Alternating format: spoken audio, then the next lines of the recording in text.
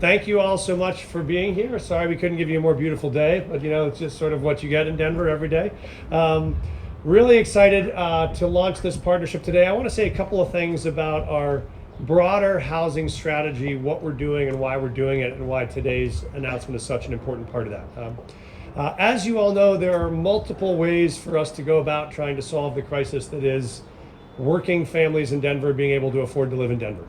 And that includes both trying to reduce regulations to make it easier to build more housing. That's why you will have seen us launch the Denver Permitting Office. That's why we have the AHART program that accelerates the permitting process for building housing, because we know time is money when you're building housing, so speed to permitting matters.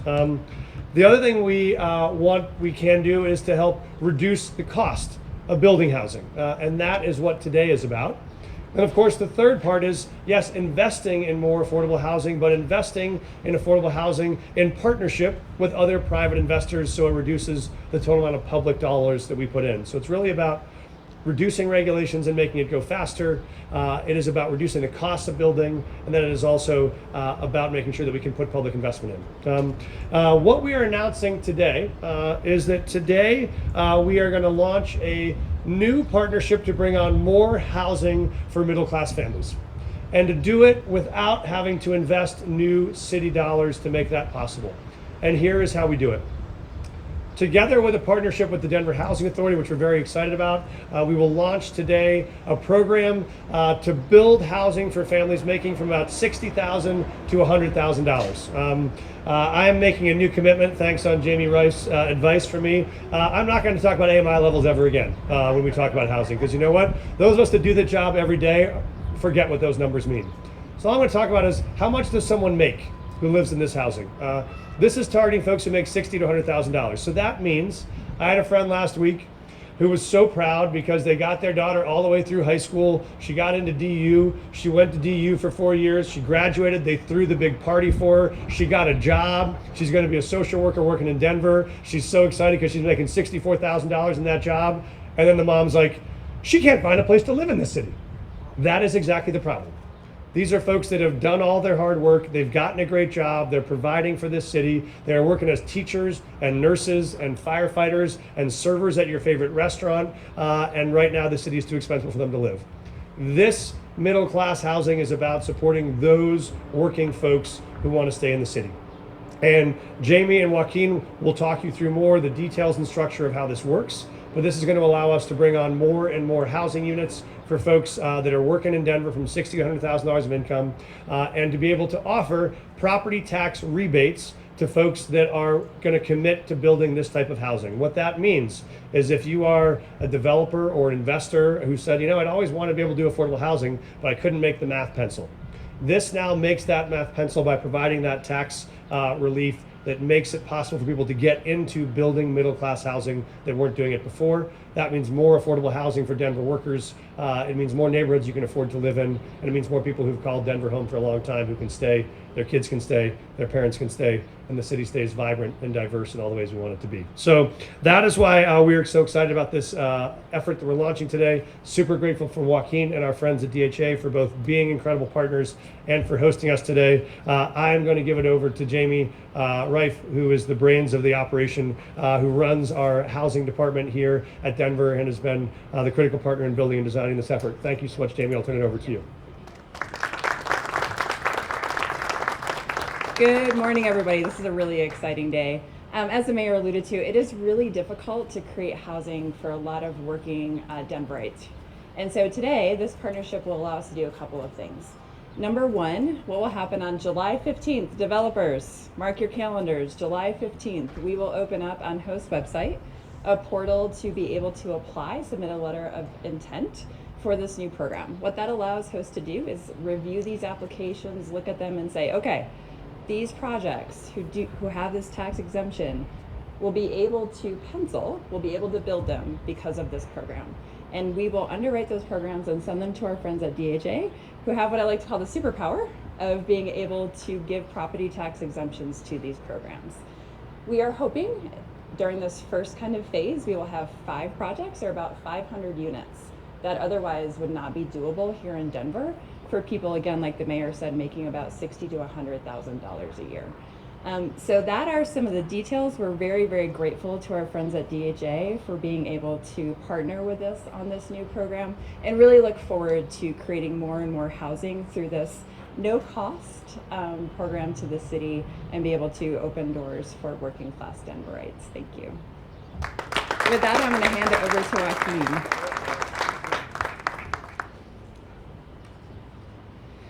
Good morning. What a beautiful day, right? Yeah, that's this is a great day, and you know, as I always do, I do not want to share any specific remarks without recognizing the people, the individuals that are allowing me the opportunity to be standing here at this very moment. So number one, I just want to thank you, the media, for taking your time to joining us and to, you know, helping us, sharing the great news, the great things that are happening in our community. Airing that will, yeah.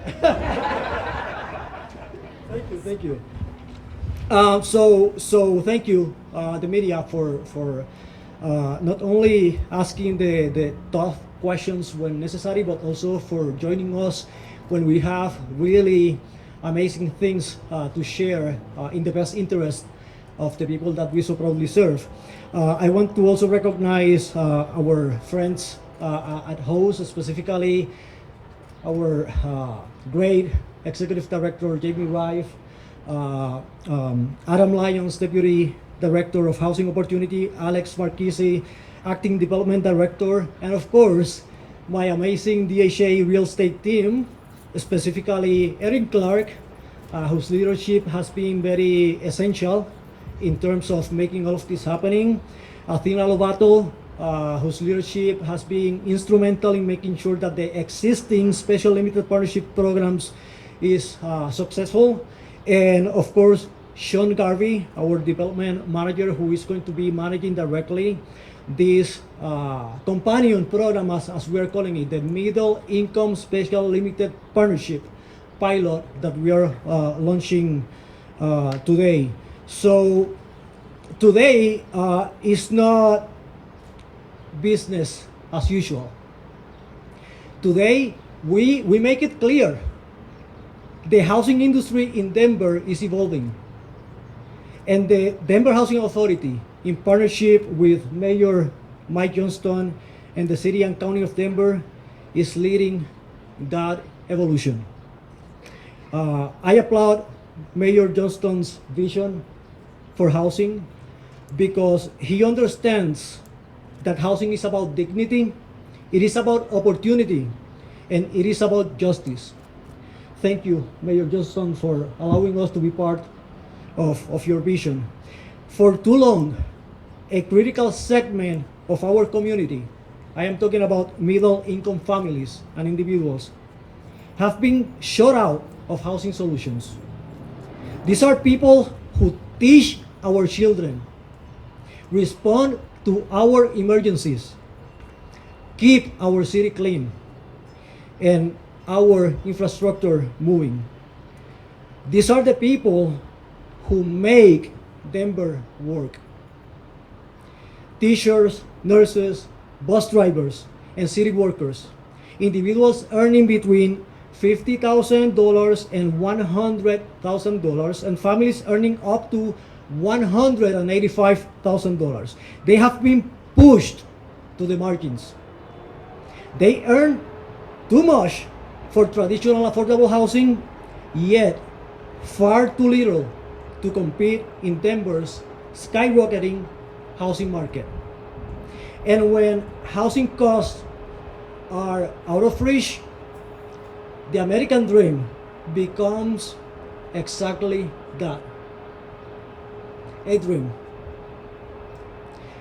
So in response, today I am proud to join Mayor Johnston, Executive Director Rife, and everybody that is supporting this effort in launching a bold new solution, the Middle Income Housing Special Limited Partnership Pilot. An innovative model that directly addresses this missing middle, a solution that is not theory. This pilot is targeted, data-driven, and proven in principle. We are building this pilot on the back of a powerhouse, DHA's existing Special Limited Partnership Program. Thank you, Athena. A cornerstone of our success in supporting and helping deliver low-income housing tax credit developments across the city. And to provide perspective, throughout the existing program, so far, DHA has provided support to 90 active projects, representing more than 85,000 housing units that have been delivered through the existing program. We have nearly 2,000 units already in the pre-application process for Q2 of 2025 alone. That is what execution looks like. That is what scalable success looks like. And now we're using that same proven model to deliver for the middle income families who have waited for far too long. This new pilot provides developers with the same tax exemptions and financial tools that have made our LightTech pipeline so successful. And in return, we demand a commitment to long-term affordability, 30 years minimum. It is a win for developers, it is a win for families, and it is a win for the future of Denver. That is why this pilot matters. It is not just a policy. It is a declaration that housing is a right, not a luxury reserved for the wealthy or subsidized only for the very poor. And we are doing this the right way. Number one, the projects will be focused on displacement-prone neighborhoods. Number two, we are targeting family-sized units, green building design, and transit-oriented development. And number three, the Denver Housing Authority will retain public oversight by serving as a special limited partner on each deal, ensuring integrity and alignment with community needs. My friends, this is innovation in action.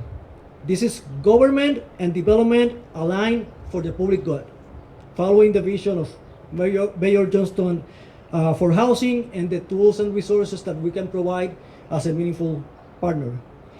And make no mistake, if this pilot succeeds, and it will become a permanent tool in our arsenal.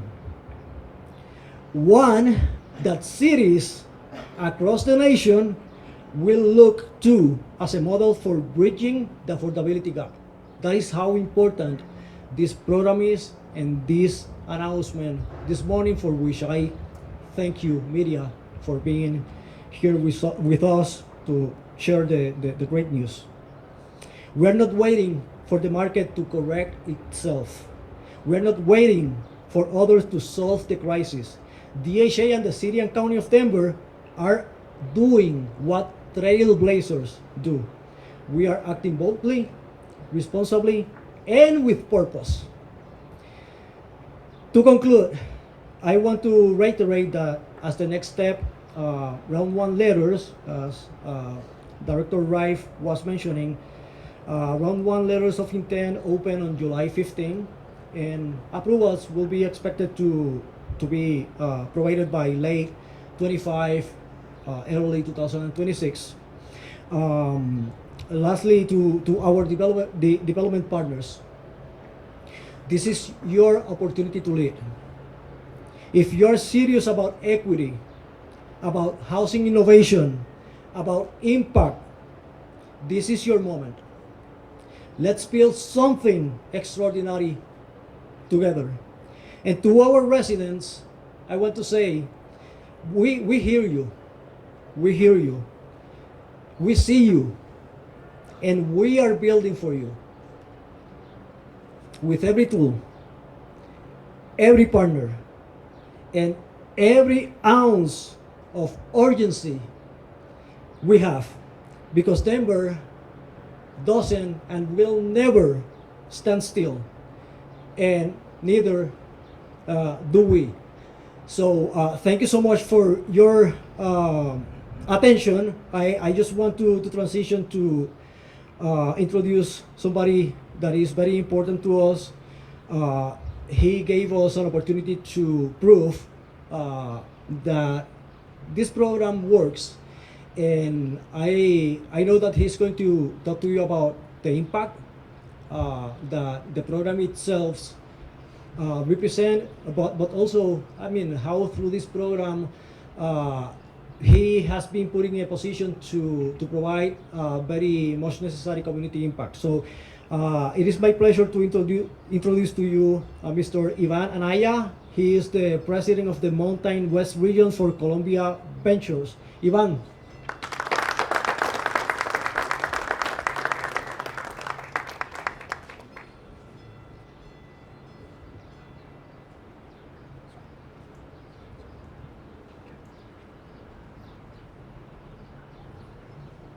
Thank you, Joaquin, and Mayor Johnston, Dr. Reif. I also just want to thank you, as well as DHA and staff of DHA, staff of HOST, for being such proactive, trusted, and values-driven public partners. Columbia Ventures focuses on public-private partnerships. That is what affordable housing is. It's not possible without a public-private partnership. All three Ps are really important. The public side is critically important. The private side has got to do what we say we're going to do, and it's got to work in partnership. And so, thank you for trusting Columbia Ventures and for being great partners to us. We build service-enriched housing that responds to the needs of our neighbors, our community partners, and to the city as a whole. In the last 5 years, through the Special Limited Partnership Program with DHA, we've achieved gap reductions in affordable housing projects of over $11 million, which has resulted in over 300 units for families and seniors. It's also helped us develop community impact space within each of those projects that is well over 35,000 square feet. And so while the housing is important, the services that are able to be provided on the ground floor of each of the buildings that we develop are just as important. And so we are grateful for that as well.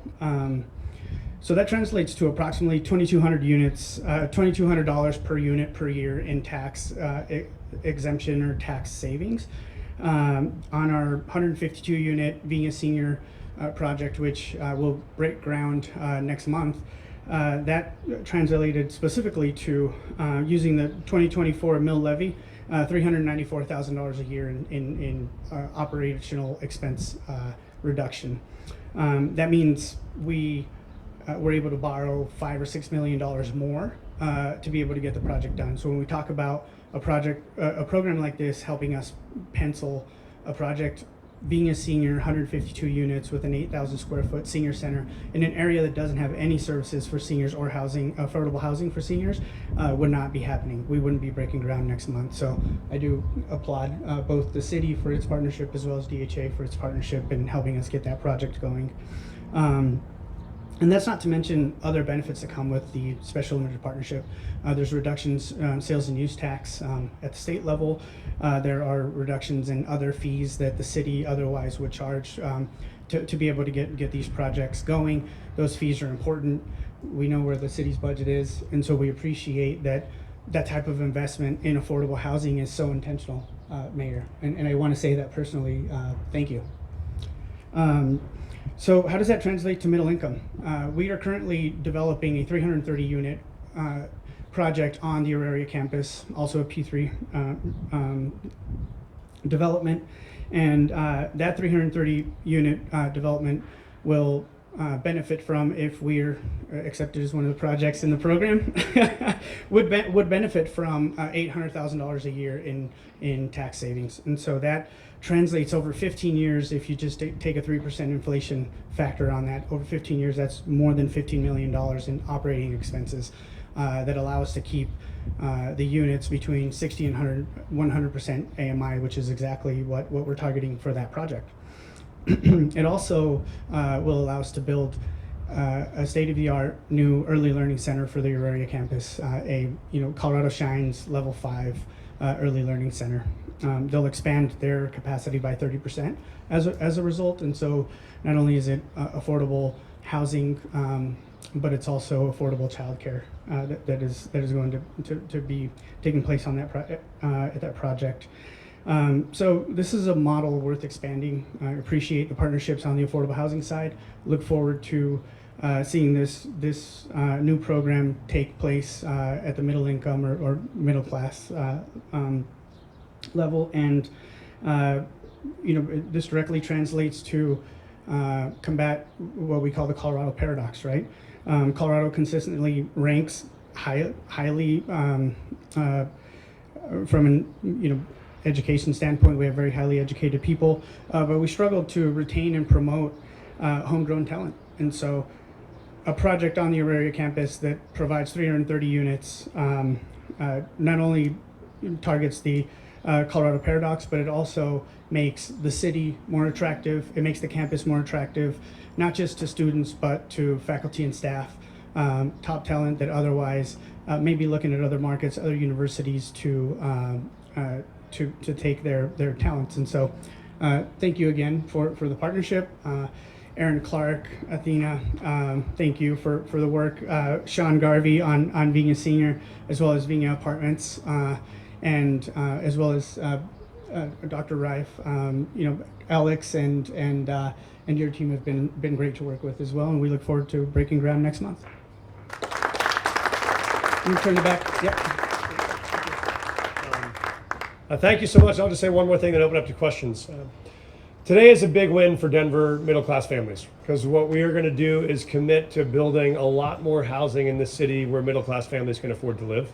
And we're going to do it without having to invest new city resources to make it possible, which means we can make sure there is more and more supply of housing where working Denverites can stay and live and make this their home. And that is our goal, and that's why we're so excited about today's announcement. Let me say one more thing, because I know there's some very smart journalists in the room who all are thinking about the math of this. The reason why this is so important is, if you think about right now, this is a tool that we've used historically to build deeply affordable housing. If you are building housing for someone that makes $20,000 a year, then yes, we use tax abatement as one of the tools. But that's not enough for folks that have that much need. You have to do that, plus you need LIHTC credits, plus you need Prop 123, plus you probably need some grant dollars to make that whole stack work. What's amazing about this is taking this tool that's worked and launching a new program focused on middle class families. When you're talking about folks that do make $60,000 or $80,000 or $90,000 a year, they don't need a lot of subsidy. They need a little bit of subsidy, which means the property tax abatement is in itself enough to build housing in perpetuity. Yes, I just said that. It made Joaquin very nervous. But the idea is, this does not, if the federal government collapses tomorrow, if the state government collapses tomorrow, if federal subsidies disappear, if there aren't enough federal subsidies to build the amount of housing we have in Denver, none of those stop us anymore from solving the problem. This tool alone for middle class families is enough to bring on the housing we need to deliver the affordability the city demands. That is game changing. And that's why we're so excited about it. And that's why Denver takes control of our own destiny here, to say we can make sure this is a city where middle class families can always afford to live, no matter what else happens around the country. So that's why today matters. That's why the stakes are so high. And that's why this is showing a lot of times you can solve problems without needing a big state bailout or a federal bailout or a massive new city investment. We can do it by finding creative ways to use tools we have and partners we have on needs that we have. And today we'll do that. So with that, I will stop. Happy to open questions from any of the members of the media, from me or whoever else can be helpful.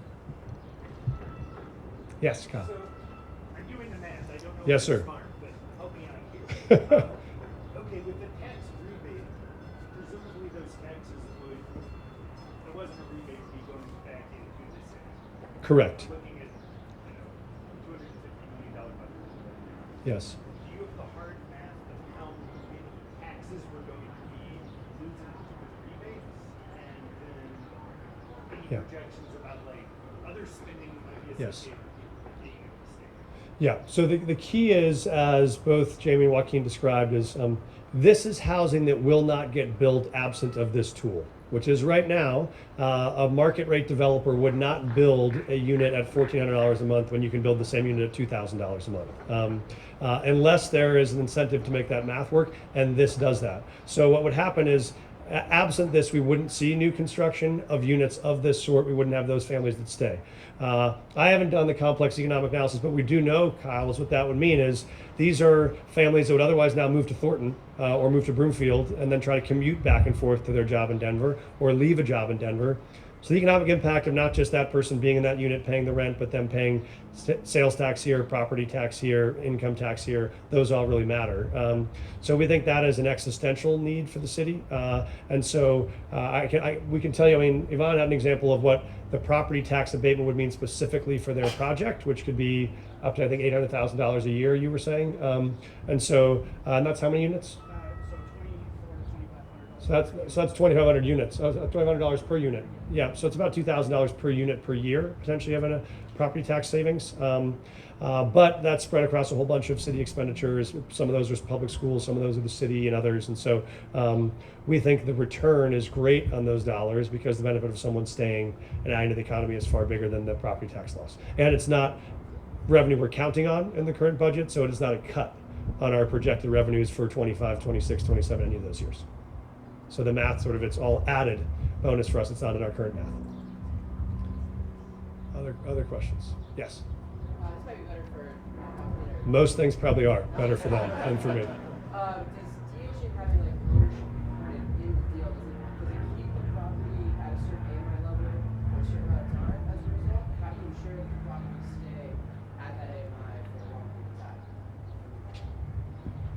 time? So number one of the most important purposes of this is just that, to ensure affordability over the long term. So that is something that needs to be part of these agreements, and specifically on a deal by deal basis. As we receive those proposals and we evaluate those proposals, we make sure that that is a component to it. DHA will participate as a special limited partner. So that is our participation into the whole deal itself. With that, as I was explaining, we retain that right to always making sure that number one, those opportunities that we are providing through the tax exemptions are utilized in the best interest of the community within the parameters that are existing within the Special Limited Partnership Program. And as part of that, I believe that, in the same way that we have been doing all the way up until today, where we have helped to deliver to this community about 8,500 apartments throughout 90 different development projects. I think that it is not only a proven model, but one that is opening to us an opportunity to do more for a piece of the population that is in true need right now. So that is what we are aiming to do today right now, and I think that more than announcing this, I think that we are very intentional in making sure that this is a success so we can grow this program from where it is going to be right now. Just to add a little bit to that, so part of the SLP program is that it puts a 30-year restriction on the unit. So for 30 years, it must be affordable. What we anticipate is that a project will need up to 15 years of tax exemption on property taxes, but we think it'll be closer to about 10 years per project. So again, as part of the underwriting process, we look at in exchange for 30 years restricted on a unit, what do they need in property tax exemptions? And then that's how we kind of weigh everything. Is that helpful? Okay. Thank you. Please, do you want to learn about that? Everybody. We're modeling collaboration here. There you go. Hi, everyone. I'm Erin Clark, Chief Real Estate Investment Officer here at DHA.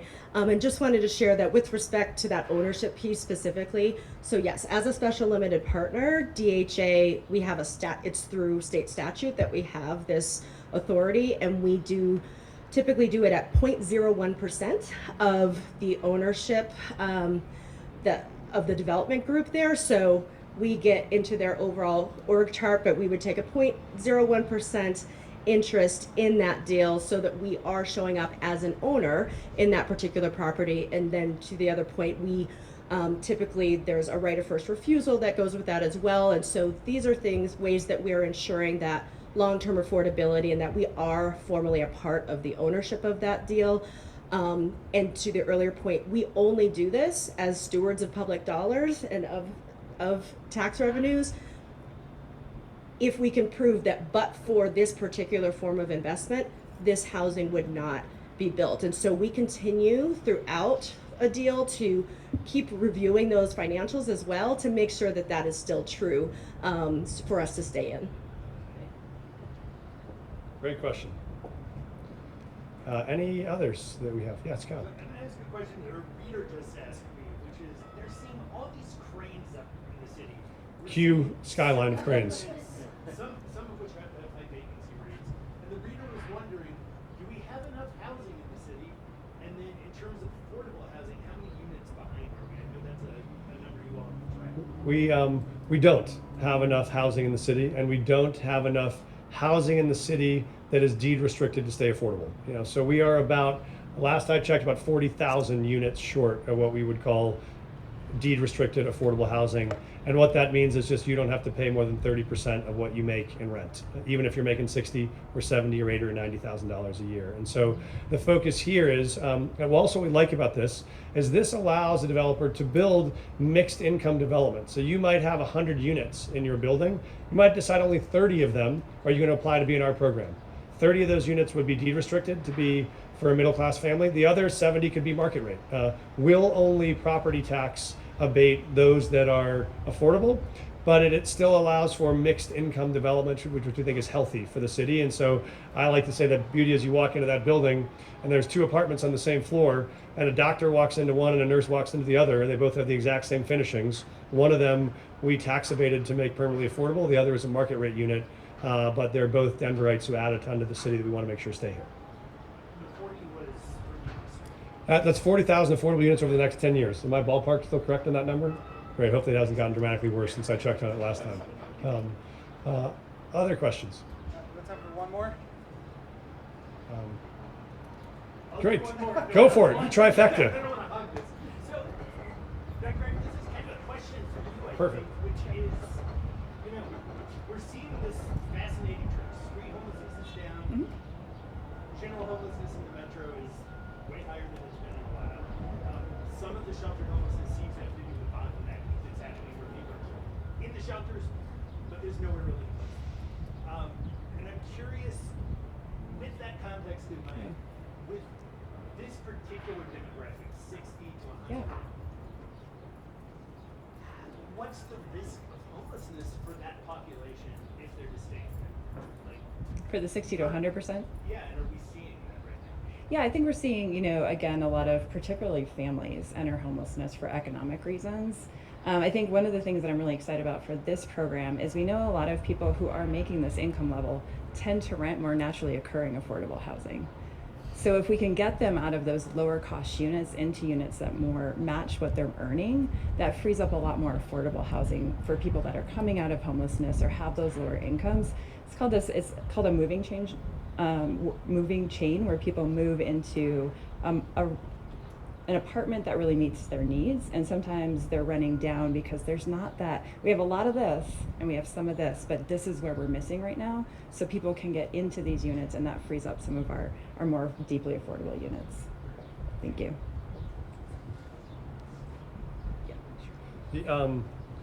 I would, really important question. That is a huge need in the pipeline. And I would say these units will not be directly targeting those folks that are exiting homelessness right now. They would generally be 30% of AMI, more of permanent supportive housing.